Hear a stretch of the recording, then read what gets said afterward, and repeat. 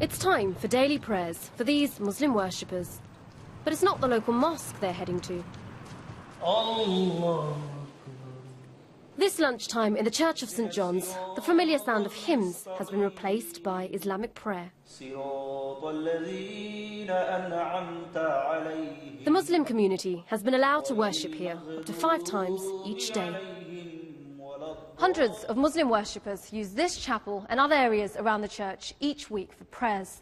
There wasn't enough room in the mosque next door, and many were having to pray outside in the streets until this church opened its doors for them. Worship and praise belong to you, maker of light and darkness. It was the priest who grew up in India, surrounded by different faiths, who found a solution for his neighbours. When I went out and I saw the brothers in the Islamic community standing outside and praying, I thought, I cannot walk past. This is my neighbor, and I have to respond. So I invited the members of the Islamic community to come and use the church for worship.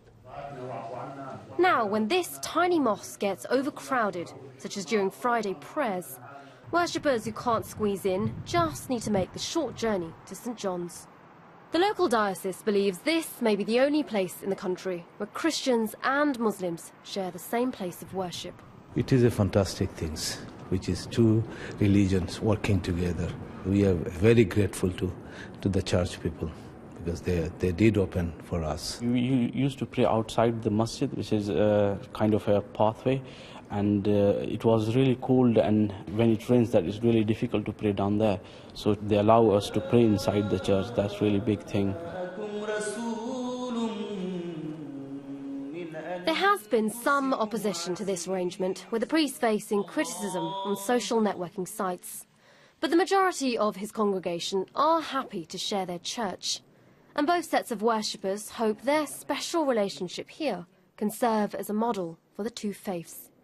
Divya Talwar, BBC News, Aberdeen.